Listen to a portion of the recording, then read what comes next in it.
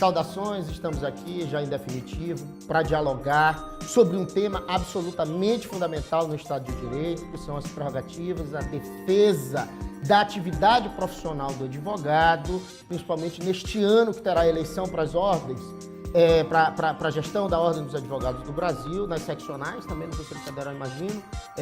Já o Charles vai tirar essa dúvida. Comigo, o meu amigo, grande advogado, presidente, já atuou como presidente das Prerrogativas Nacional, Charles Dias. Felicidade tê-lo aqui, meu irmão. Muito obrigado. A alegria é minha de retornar. Na verdade, eu fui o Procurador Nacional de Defesa das Prerrogativas, né? E eleição para nacional? Naquela época havia uma Procuradoria Nacional de Defesa das Prerrogativas. Hoje em dia não se sabe nem quem é o procurador. Não sei quem é. O que acontece? A OAB, lamentavelmente, ela, a partir de Felipe Santa Cruz para cá, assumiu uma postura política. Absolutamente política. Foi isso que aconteceu. Né? Felipe Santa Cruz colocou a OAB para defender as pautas de um filho de perseguido do regime militar, que não coincide com a pauta da advocacia. E de lá para cá, a advocacia só perdeu credibilidade, perdeu importância, perdeu representatividade. E a cada dia, essa condição da nossa representação e até dos nossos colegas, elas vêm sendo cada vez mais desrespeitadas, cada vez mais achincalhadas pelas autoridades. Charles, eu quero te ouvir neste dia, nesse programa, sobre dois pontos essenciais, dois parâmetros. O primeiro, a questão da prerrogativa, que tu conhece profundamente, a gente estava junto nessa discussão desde o começo, das mudanças que tiveram na prerrogativas com relação ao Brasil na advocacia. E também eu quero para falar sobre a questão da administração da Ordem dos Advogados do Brasil, sob o ponto de vista da defesa dos advogados, em primeiro plano. Porque ela até tem a função de intervir nas questões da sociedade. Mas, em primeiro plano, a função primeira dela é a defesa dos advogados. Sem dúvida. Por ser uma organização de advogados. Sem dúvida. Então, essa é a discussão primeira. Chama a Ordem dos Advogados. Exatamente. Do Brasil. Não é à toa. Mas eu quero falar, vamos falar primeiro de prerrogativa, fazer aquele passeio. Eu quero fazer um insight histórico, só para que quem está aqui nos assistindo entenda o cenário. Eu e o Charles, nós somos contemporâneos na advocacia. Começamos a advogar juntos. E naquela oportunidade, nós nos direcionamos juntos a contribuir para a Ordem dos Advogados do Brasil, fazendo parte da prerrogativa, que era, na verdade, uma comissão, uma pauta desconhecida. Não só para a sociedade, mas para os advogados. Os advogados não conheciam prerrogativa. Tanto é que nós, e aí depois nós, nessa gestão, começávamos a fazer esse movimento de prerrogativa, depois eu fui convidado e acabei escrevendo o primeiro manual de prerrogativa do Estado do Maranhão, que foi o 3º ou 4º do Brasil, então no começo. E depois o Charles continua a caminhada, eu me afastei por questões de gestão, de incompatibilidade com a gestão, mas o Charles continua a caminhada e assume um cenário nacional de prerrogativas. Então, a grande questão, Charles, que eu quero te falar é o seguinte: nós tivemos momentos históricos. No primeiro momento, não se conhecia os advogados, nem os membros do Ministério Público, de uma forma geral. Os operadores do direito não conheciam que havia prerrogativas. E aí, quando começa esse movimento de livros escritos, pessoas falando sobre isso, movimentos, você na gestão, representando a Ordem dos Advogados do Brasil, o que acontece é que todo mundo hoje é unânime, todo mundo conhece prerrogativa e sabe que advogados possuem prerrogativa. Juízes sabem, promotores sabem, a sociedade sabe, policiais sabem, os advogados sabem, que é o mais importante. No entanto, agora, a grande questão tem a ver com a ineficácia, ou seja, as pessoas sabem e descumprem de propósito, porque efetivamente não há nenhuma punição, não acontece nada e fica por isso mesmo. Eu quero que tu faça esse cenário, mas faz desde o começo, desde aquele momento onde nós tínhamos o desafio de dizer para as pessoas que havia prerrogativa, para chegar no dia de hoje, e no final eu quero que tu conclua dizendo o que podemos fazer.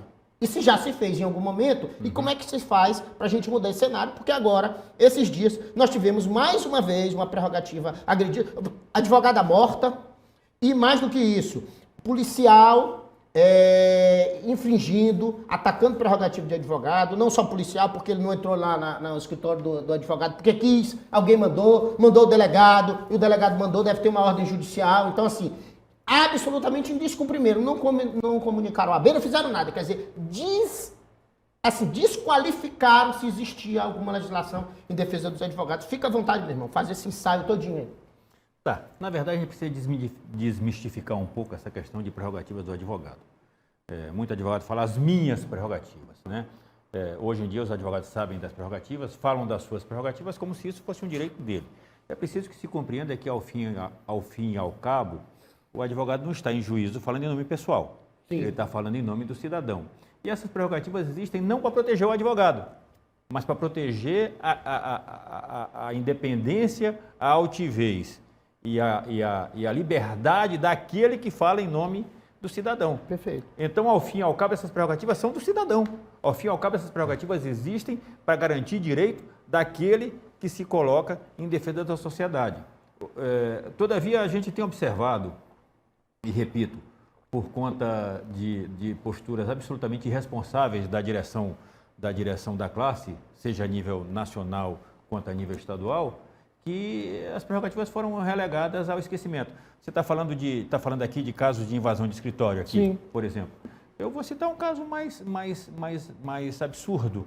O presidente dos tribunais superiores não permitem sustentação. Não permite sustentação. O advogado vai fazer a sustentação. O advogado vai fazer uma sustentação num processo que a lei, o Código de Processo Civil passou a autorizar, passou a permitir. Um novo Código de Processo Civil. Nós não estamos falando de uma legislação de 100 anos. Não. De 30, nós estamos falando da legislação de 2015. Eu até queria falar dessa questão passada, fazendo aqui um parêntese, porque, veja bem, há pouco tempo atrás, Ted, essa garotada não conhece isso. Mas há pouco Exato. tempo, mas é isso que eu quero que tu faça a reflexão histórica. Há pouco tempo atrás, quando a gente chegava no gabinete do juiz, o juiz se levantava, vinha te cumprimentar, tratava com respeito. Agora, é preciso... Até no Supremo. Cansamos de ir no Supremo. Agora, é preciso que se compreenda que respeito é uma via de mão dupla. Claro. O advogado não pode chegar metendo o pé na porta, brigando, xingando, dizendo que tem prerrogativa e querer ser respeitado, não. Por exemplo, eu não tenho problema de prerrogativa desrespeitada. Eu também nunca tive. Eu não tenho. Agora, é verdade que há excessos aqui e acolá? Todavia, a discussão sobre prerrogativa precisa parar de ser uma pauta de campanha. Exato. Precisa parar de ser... Tem que ser uma política institucional de fato que funcione. Por que se está falando agora de prerrogativas? Porque nós vamos ter eleição bem aí. Eleição.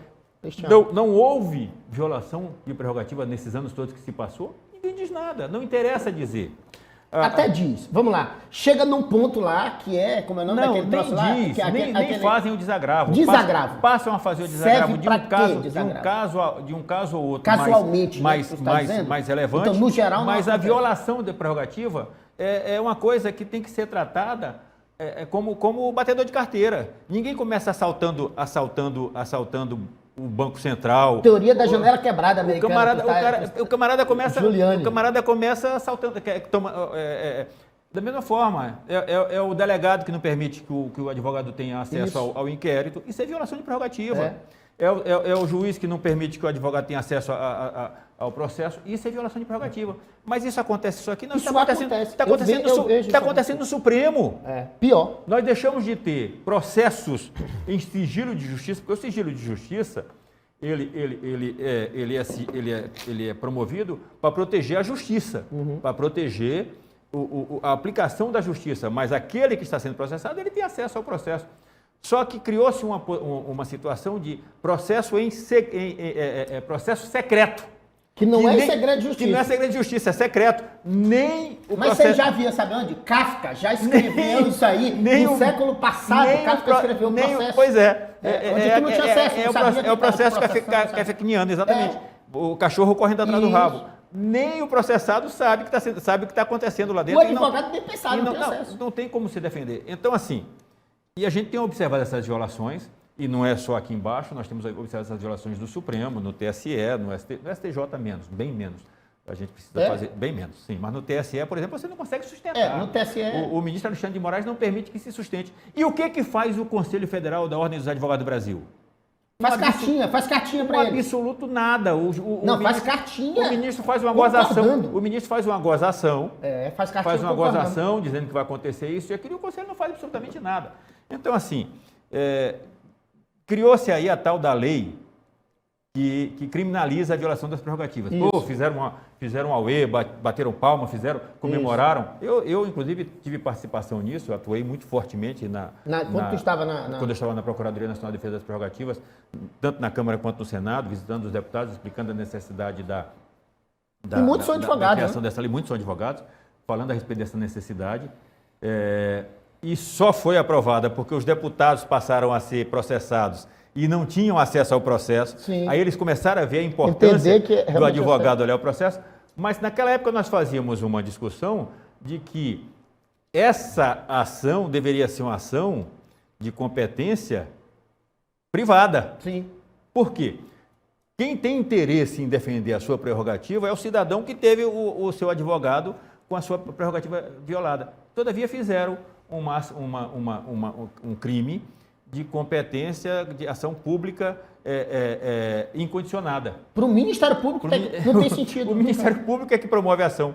Quem já Não ouviu tem falar do Ministério Público... É sério mesmo? É sério. Que é Quem já isso? ouviu falar do Eu não tinha Ministério nem visto Público isso. propor uma ação contra alguma Não tem autoridade... zero cabimento. Não Não existe acredito isso. nisso, É aquela história. É para dar... É falta de tato. É para dar a impressão de satisfação. Não, então é o que eu falo. Prerrogativa precisa parar de ser uma pauta de campanha. Exato. Nós temos aí uma OAB fazendo só lambança.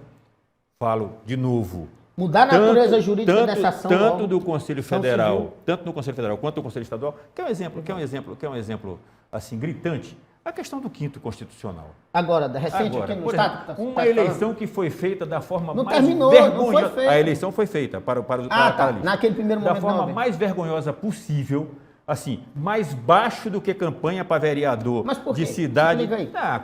A denúncia de compra de voto, distribuição de emprego público para gestor de OAB e parentes, enfim. Isso é muito grave, Charles. Não, mas está no Diário Oficial. Isso é muito Todo mundo grave. comentou, isso aí está no Diário Oficial. Todos os gestores ocupando cargo na Assembleia, ocupando cargo, enfim. E aí... Aí tu carece de credibilidade E aí para representação. Pois quando tu é, age assim. e uma eleição,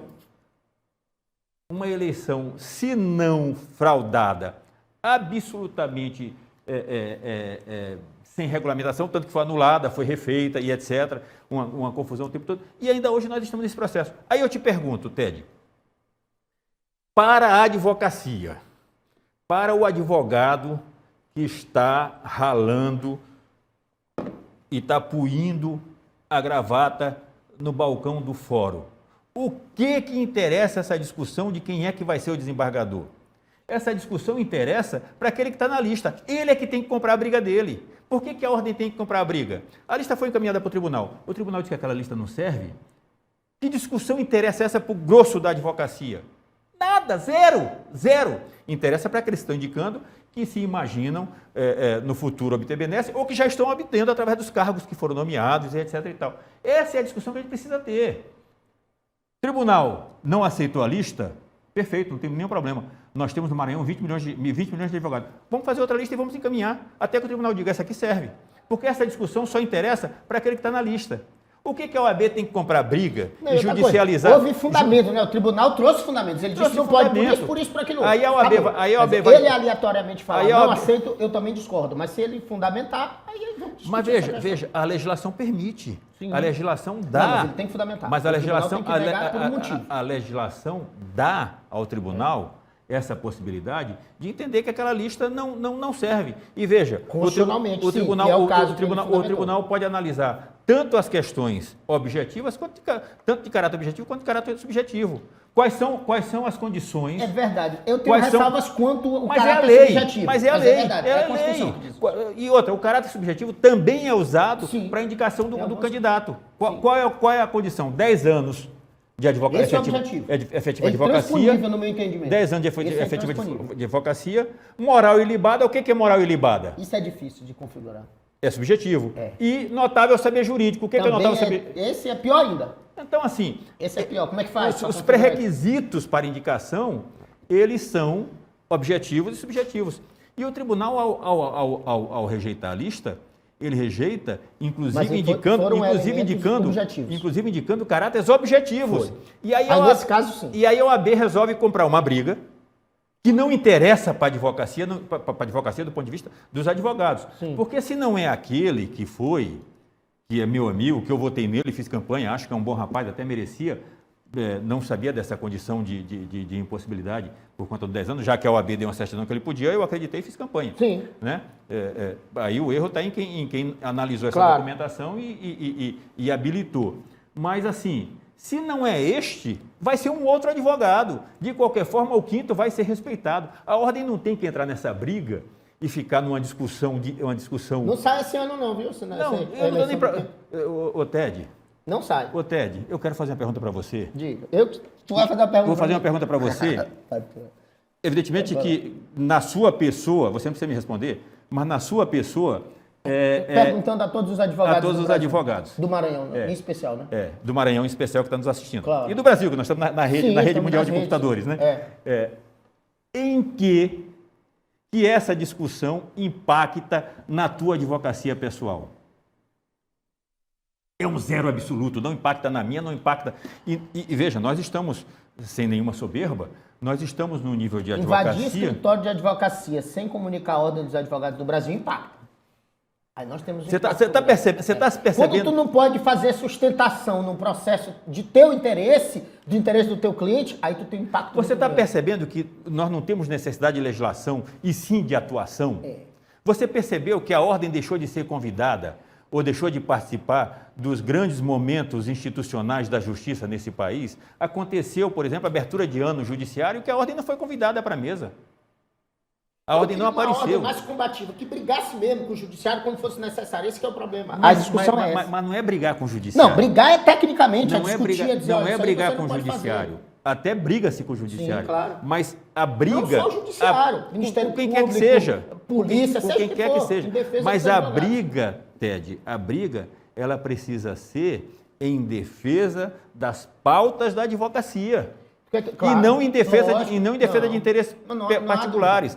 Você submeter à ordem a sua pauta pessoal, não pode. Isso deveria ser até crime. E até entendo que é. Não é negócio de crime. Eu tenho que descriminalizar 90% dos crimes que até entendo que é. Até entendo que é. Usar-se do cargo para satisfazer interesse pessoal. Isso tem tipificação no Código Penal brasileiro. Então, assim... Peculato. É uma espécie de peculato nesse caso. Pronto. Então, no caso existe porque a ordem é função pública. Função pública. Então, até cabe isso. Cabe, né? sim. De forma que é preciso, volto a repetir, nessa questão de prerrogativa, que é uma questão batida, toda Mas vem cá, o fim das prerrogativas é o desagravo? Claro que não. É porque a gente vê isso aí. Claro que não. Desagravo é uma encenação para dar uma impressão de satisfação. Quando eu fui Procurador Nacional de Prerrogativas... Serve para que o desagravo, Charles Dias? Até hoje eu escrevi o livro do Manual das Prerrogativas. Naquela oportunidade eu dei pouco valor para isso e a gente não dava muito valor para esse troço naquele momento. Mas me diz uma coisa, serve para quê? Naquela época, o desagravo era importante. Por quê? Porque as autoridades e as pessoas tinham vergonha. A vergonha acabou. De lá para cá a vergonha acabou. Mas me diz uma coisa. Entendeu? O fim agora eu te pergunto, da violação da prerrogativa eu te pergunto, a partir do momento, você não gosta que eu toque nesse ponto. De qual? Mas a partir do momento que eu tenho uma pessoa na presidência da República que foi condenada, o dinheiro foi devolvido e esse cara foi descondenado para ser presidente da República e se apresenta como a alma mais honesta e mais pura desse país... Aí tu está fugindo do assunto. Não estou fugindo do assunto. Eu estou perguntando o seguinte, onde é que está a vergonha? A vergonha perdida. E é verdade, a vergonha foi perdida há um tempo atrás. Não tem mais vergonha. E assim... Isso é geral, a sociedade... Eu vou falar desse tema, porque eu sou vítima dessa discussão. Sim. Mas veja bem, quando o Supremo, lá em 2016, por ali... Ali ele estava ganhando musculatura. Isso. Né? Quando o Supremo começou a invadir competência do Legislativo e competência do Executivo, que nós, como defensores do Estado Democrático de Direito, não podemos aceitar, e eu criticava, tanto no Conselho Federal como de forma pessoal, na condição de advogado, porque entendia que essa situação poderia desbordar numa coisa muito mais grave, tanto os advogados, tanto a instituição, quanto colegas advogados se posicionavam contra aquela discussão que nós fazíamos. Ou seja, não compreendiam a importância... A extensão, o que o Supremo estava fazendo, se estendendo aos demais poderes. Não entendiam. Não entendiam. Até hoje não entendem. Não entendem. De uma certa forma, sabia? Defendem isso por ignorância mesmo, técnica. Pois é. Por ignorância técnica. Hoje, a gente estava conversando aqui antes do programa, qual é o direito que você vai embasar a sua tese defensiva? Em qualquer circunstância. Em qualquer circunstância. Não existe mais direito. A gente tem Não, sabe qual é a minha preocupação maior? Eu tenho acompanhado isso na advocacia. Não é nem o direito material, que ele sempre foi aqui e acolá deturpado, mas e o direito processual que não se cumpre mais, meu irmão. A gente está fazendo dezenas de processos, vários processos, em que magistrados, os próprios advogados, a galera não tem ideia do que está fazendo dentro do processo. Sim. Porque o processo tem aquela espécie e o Código de Processo determina que tem um procedimento específico, porque o processo é um arcabouço estrutural para uma série de procedimentos processuais, entende? Vai dar segurança. Eu gosto de comparar o processo, Sim. como uma estrada. Pois é, e distintos, caminhos distintos. Como uma estrada. Não é gostoso você entrar numa estrada bem sinalizada, com as marcações das faixas iluminadas, para você saber onde é que você está colocando seu carro, quando vai ter uma curva, para onde você vai seguir. O advogado que não sabe direito processual, e 98% dos advogados não sabe, não pode advogar. Sabe qual é o problema? Ele e quando os juízes não sabem? Quando o Ministério Público não sabe? Isso não, aí mas me deixa... veja só, eu falo Eu não digo Ministério Público, eu não demando muito nessas ações que envolvem o Ministério Público. Eu falo advogado porque o advogado é a base de toda essa... Isso não deixa de ser de toda essa esfera da uma justiça. Dica para os advogados, né? Isso aí que tu estás fazendo, e é verdade. O advogado, ele é a base de toda essa esfera da justiça. Tem que estudar processo. Porque o juiz, para ser juiz, ele tem que passar 3 anos como advogado. O promotor, Hoje, né? Para ser promotor, ele tem que passar 3 anos como advogado. Quem não precisa ainda é o delegado. De polícia. Mas ele precisa ser formado em direito. Então, assim, que mudou também no nosso cenário. Pois nós vimos isso. Então, assim, o advogado, ele é a base desse sistema de justiça de modo geral. Se é um ruim advogado, não vai ser um bom juiz. Se você está formando maus profissionais de isso direito... Mesmo. Maus bacharéis em direito, e essa é a discussão. Então, se o camarada não conhece o processo, o camarada é fera em direito material, fera! Mas ele não conhece a estrada. Como é que ele vai chegar? Ele pode ser doutrinador, ele pode ser professor, mas ele não pode ser juiz, ele não pode ser promotor, não pode ser delegado, nem pode ser advogado. É difícil a gente advogar assim sem conhecer processo. Não pode, você precisa conhecer processo. Eu estava ontem fazendo uma sustentação, estava ontem assistindo um julgamento na primeira Câmara Criminal do Estado do Maranhão, e assim, eu não gosto muito desse termo, né? Mas vergonha alheia, né? Sim. O advogado entra com habeas corpus porque o juízo lá embaixo não estava cumprindo uma decisão da Câmara que havia determinado que o juízo adotasse determinados comportamentos. Aí ele vai e entra com um outro habeas corpus para dizer que o juiz não estava cumprindo. Claro que o habeas corpus não foi conhecido por eleição equivocada do meio. O remédio a ser adotado naquela circunstância era uma correção, uma correção parcial. Como é que o tribunal dá uma determinação, o juiz não está cumprindo e eu vou fazer outro habeas corpus? Não. O habeas corpus já foi feito, a ordem já foi dada. Sim. O que eu tenho que fazer? Ou uma simples comunicação para o juiz e pedir que para o relator e pedir que ele determine, sim, ou faz uma correção. Agora, um outro... Então, assim, os advogados não sabem processo mais. Penal, não sabem mais processo. Não sabem processo, porque isso também, poderia ser na esfera civil. Né? Então, processo de um modo geral. As pessoas não sabem. Na esfera civil eu tenho visto coisas que tu nem imagina. E aí você vai para o Supremo, e nós temos lá um destacado ministro, que ele nunca foi conhecido como um processualista. Ele foi conhecido como... Eu não conheço nenhum ministro que seja conhecido como processualista. Ele foi conhecido como um constitucionalista e um constitucionalista medíocre. Não, ruim. Eu já falei tantas vezes, eu disse que esse ano eu não ia mais falar sobre esse tipo Mas de nós não coisa. estamos falando do nome de ninguém. Mas esse eu já não falo mais sobre isso, não, porque... Mas era um bom constitucionalista? Não. Foi você que queimou os livros dele? Foi? Eu tenho uma biblioteca considerada, sempre li muito, e o livro dessa pessoa especial, ele estava começando a escrever livro naquela oportunidade, foi o único livro na minha vida que eu vendi. Eu comprei o livro, li o livro inteiro, de lá nada absorvi, porque não tinha nada a ser absorvido e vendi o livro. E eu não faço isso, cara, eu tenho o maior apego pelos meus livros, mas eu vendi esse livro porque assim, não tem...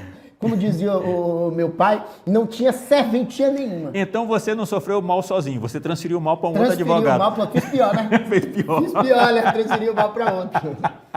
E Charles, mas tu sabia que nessa discussão... O direito constitucional, coitado, já foi muito importante a gente então, assim, dizer que era aí você vai analisar os atos... Temos 3 minutos.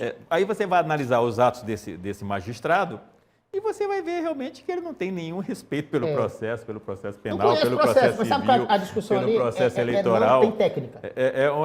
São decisões e decisões, uma atrás da outra, absolutamente esdrúxulas. Na seara do direito penal terrível, né? Existe um termo que a população não conhece, mas que o advogado fala muito, teratológico. Sim. Eu vou traduzir para você que tá assistindo a gente. Teratológico é a mesma coisa que monstruoso.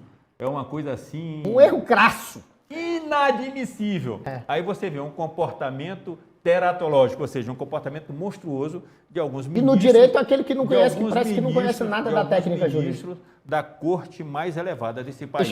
A gente já está concluído o nosso tema. Por conta disto, já concluindo a minha fala, por conta disto, eu gosto de lembrar do que se dizia lá na Revolução. Na Revolução eu estava nascendo, mas meu pai me falava muito, a gente ouve muito, lê muito a respeito dessas coisas, e algumas pessoas diziam assim, eu não tenho medo... 64 que você está eu nasci em 62. Sim. Eu não tenho medo... Agora você fez eu confessar a minha idade.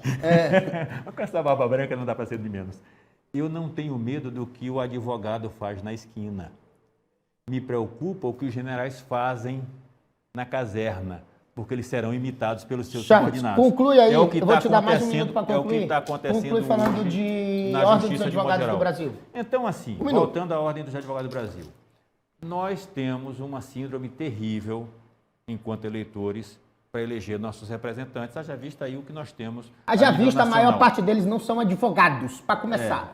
Nacional. Então, assim, não dá para defender. Assim, as pautas que hoje se levantam, que se falam, elas viraram bandeira de campanha.